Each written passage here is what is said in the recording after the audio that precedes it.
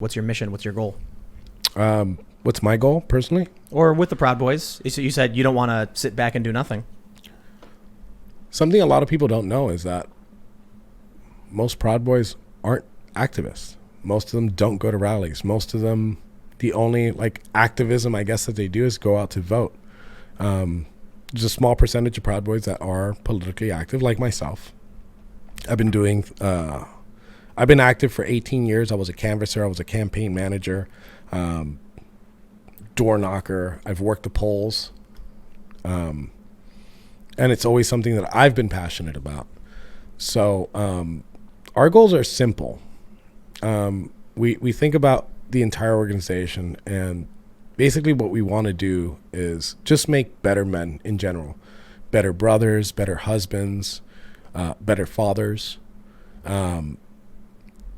Everything else after that is auxiliary, right? And I think we focus on more the celebratory aspect of the West instead of the defend aspect of the West, but we do both, right? So let me ask you the very, in my opinion, I can't stand the question, but we'll do it anyway.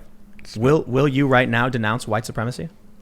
No, I'm kidding. I'm kidding. That's a clip. So check this out. Yeah, that's it. That's what they're going to pick up right now. Okay, so not that unequivocally, and I've said this before, I denounce white supremacy. I denounce anti-Semitism. I denounce fascism. I denounce communism. I denounce Antifa. I denounce any other ism, right, that is prejudice against people because of the color of their skin, because of their religion, because of their cultural background, and anything that has to do with authoritarian governments. And I hate having to repeat that so many times. And I know that there's a lot of viewers here that don't know who the Proud Boys is, but I have to constantly repeat that. I don't like labeling myself, and this is the Afro-Cuban label is something that the media uses all the time. And I hate putting people in boxes. People shouldn't be put in boxes. Like people say, oh, well, how could they be racist? And here, look, I'll be clear about that. How could they be racist if they have a brown chairman? Well, you could be any color and be racist, but I am not racist. The organization is not racist. We don't care. I just really need to point out how stupid our current media ecosystem is that I have to ask a black man if he's a white supremacist. Yeah. So I recognize the absurdity of the question for all the people in the audience. I think it's stupid.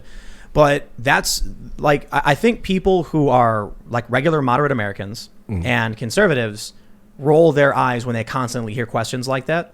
But you have this these news institutions that genuinely don't know or don't care. And so you have to sort of have a question like that, in a sense, to make sure it's absolutely and positively clear. As absurd and stupid as it is. It's also kind of incomplete because it's like, do you denounce racial supremacy? Yes. Yeah, of course. Together, period. And that should be the argument, not white, not black supremacy, not just Native American supremacy, not Jewish supremacy. It's all bad stuff. Being a racial supremacist is a bad thing. Yeah. Well, so let me ask you about that shirt. Okay. American supremacist. I have here the Merriam-Webster dictionary definition of fascism. They say, a political philosophy, movement, or regime, such as that of the fascisti, that exalts nation and often race above the individual, and that stands for a centralized autocratic government headed by a dictatorial leader, severe economic and social regimentation, and forcible suppression of opposition. So I think you've already explained this. I think the only thing out of that is that you are a patriot. But so clearly, let me just ask you, are you for a centralized autocratic government? Absolutely not. Are you in favor of putting the race above the individual? No.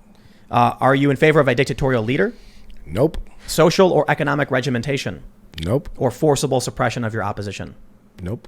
Do you believe that Antifa should be allowed to go out and protest so long as they don't get violent? Yes. Do you think that the nation should be exalted above the individual? No.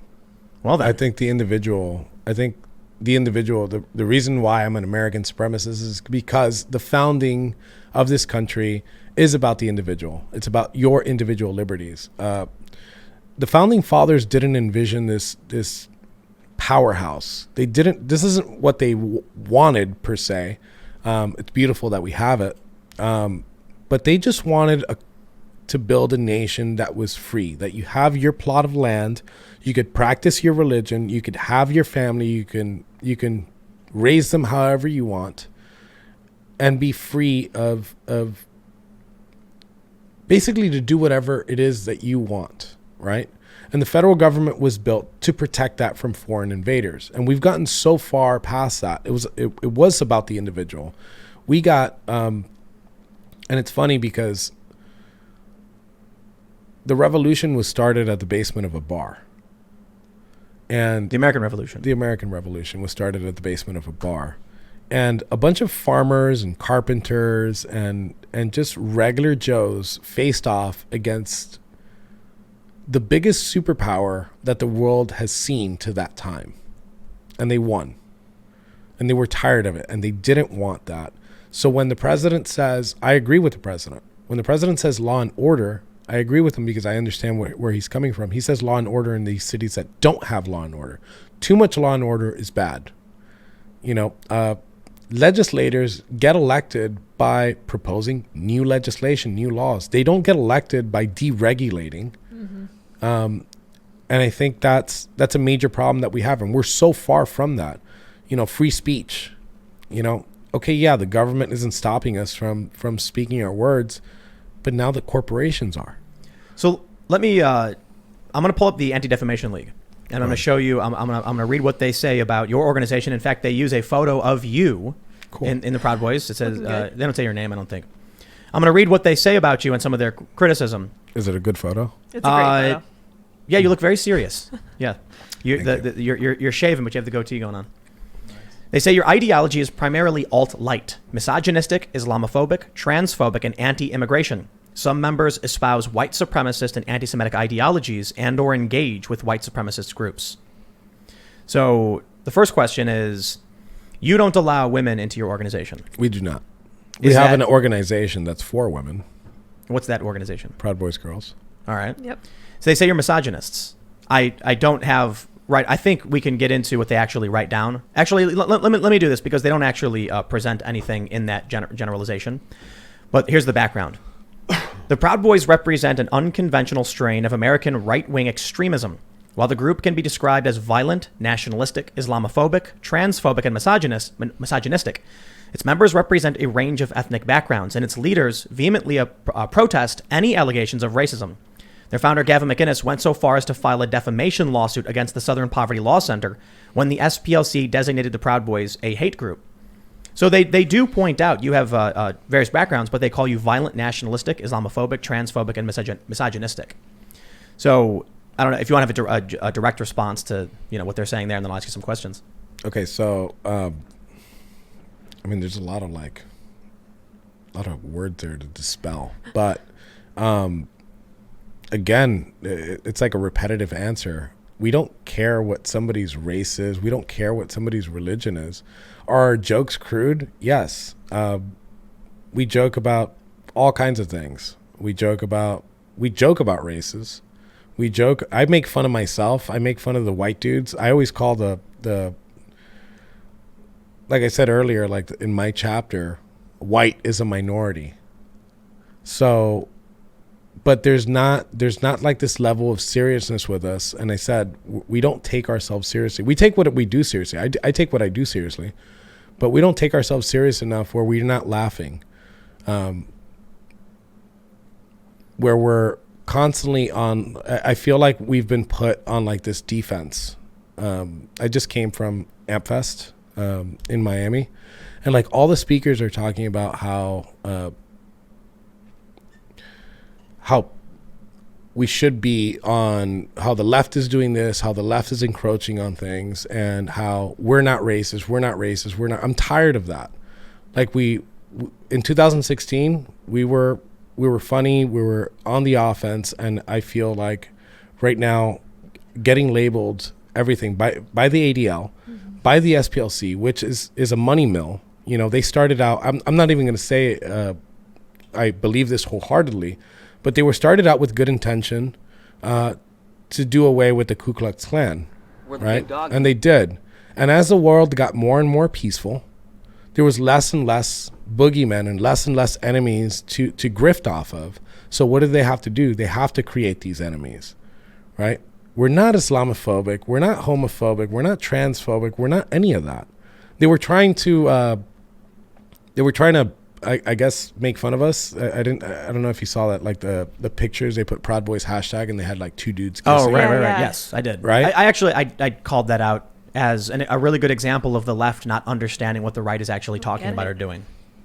Yeah, and I put up a picture of like Gavin making out with Milo. I don't know if you saw that. Yes. And I put that and I put hashtag Proud Boys. And they thought, oh, Proud Boys are furious about it. Yeah. Obviously, they have not infiltrated our chats, because if they would, they'd be like, oh, well, this is play school stuff. This is the problem we have with the media, and your Joe Biden made you the chosen boogeyman of these groups, and all I of a thank sudden. him for it. And then they do, the media? No, I thank Joe Biden. Oh, why do you thank him? Because people that are going to vote for Biden are going to vote for Biden no matter what. And they're not really actually voting for Biden. They're voting anti-Trump. Right. There's no energy there. But whatever. That's my opinion. Trump supporters are going to vote for Trump no matter what. But these people in the center that are watching, that are actually trying to decide between one candidate or another, this thing gets brought up. We're a bigger hit than COVID, when COVID should be like one of the main things that both candidates are talking about. Proud Boys comes up in like a little snippet, and it suddenly turns into, to date, the Biden camp has sent 14 email ads for fundraising with Proud Boys names on it, white supremacy, end white supremacy. Well, those people that are watching to figure out which person that they're going to vote on, they come up with Proud Boys and they're like, oh, okay, well, these guys must be bad because Biden just mentioned them. Well, when you go ahead and you Google, and just on the surface, I know that there's like our Wikipedia page is edited by Antifa. But you do just a little bit of digging and they'll understand who we are. Plus, and I'll say this, I think first on your show, I have 160 guys in my chapter, in my South Florida chapter. I have 345, which is the last time I checked, 345 applications to join my chapter alone. And that is something that has expanded across the country. It's the same thing all over the place, where they have more people in the vetting process than they do in their chapter. He has grown our numbers exponentially. You're saying Joe Biden has grown your numbers by... Yes. And I think they're happy too. I think Joe Biden's very happy to hear that. Yeah. Well, he's probably fundraising a lot of money. Well, he wants a boogeyman. Yeah. Right. They need one. Like I'm pretty sure there's a lot of people who have been yelling at me in the comments because I've been asking you a lot of these questions and giving some critique and pushback, and I'm sure there's much people on the left who are saying I'm not nearly hard enough. But I think obviously the media, the way they frame what the Proud Boys are, who you are, is very clearly fake news. I think when I look at the Anti-Defamation League, they got a bunch of citations and sources for various Proud Boys, and so I'll get into that. I think they're taking a left critical view of you. Some of these things, like transphobic, for instance, I think it's fair to say there are, from a left perspective, there are probably a lot of instances where they could call you a transphobic. My bathroom at my office has a piece of artwork from Sabo that has like half man, half woman. It says "it," right? Well, there you go. I do it as a joke. Do I treat people that are transgender different? No, I don't. Do I like joking about things? Yes, of course. But at the end of the day, it's what your actions are, not what your words are, unless they're like very strong words. Like I say something because you're trans. You get me? I don't do that. And my guys don't do that. Well, there are certain people, Proud Boys, that are a little spicier than normal. Yeah. You can't control them. They'll go on TV or they'll be at a park or they'll say something, and that reflects on all of you. Of course, that's as a group. Yes, it's probably as you could run PR for one person. It's very easy, but running a PR for an entire group, is scary. But let me tell you something. We're not what the media describes us as. I have the best group of guys that I have ever met. Okay, and I have never myself, the only time that I've experienced like racism is when somebody drops the N-bomb on me from the other side, or calls me a coon, or calls me Uncle Tom. I've seen it my personally. guys. My I've witnessed guys, it. yeah, my guys have never even like referred to me anywhere close to what they have. Yes, are we crude? Are we everybody's cup of tea? Absolutely not. We cuss like sailors, and it's taking everything inside of me not to cuss right now. Thank you. I was in Portland and I saw a black Proud Boy, and Antifa was screaming the N-word and other words at him, and it was just like shockingly gratuitous. And he snapped. He pulled away from the group of the Trump supporters who were marching, and he went to cross the street through the police line. And I saw another Proud Boy run up, grab him, hug him, put his forehead to him, and said, "Don't let them get to you. We're brothers. Your race doesn't matter. You're here with us. Ignore them." I gotta say, it was shocking to hear the racial slurs being spouted by Antifa. There's video of it actually, where I'm pretty sure I have that video published on my channel somewhere. I have too many videos, but there's also a video of Antifa in Portland screaming the N-word and racial slurs at ICE agents. So I've seen that, and I've wondered why it is the media doesn't call that out specifically, because for all the criticism anyone or I could give to the Proud Boys, that's the criticism that needs to be said of Antifa and these other far left extremists. Wouldn't those videos, because I have videos like that, wouldn't those videos put them on the SPLC's radar?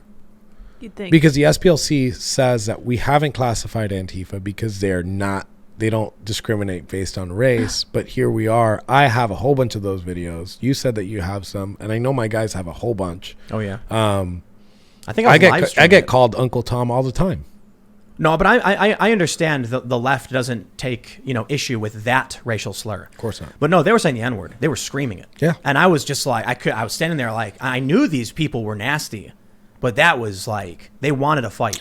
They wanted to fight, and they wanted to trigger this guy, and it almost worked. And man, I couldn't believe it. Thanks for checking out this clip from the Timcast IRL podcast. We do the show live Monday through Friday at 8 p.m. So come back to check us out when we go live. Don't forget to subscribe, hit the like button, hit the notification bell, and we are also available on all podcast platforms for free if you want to listen to us there. Thanks for hanging out, and we will see you all next time.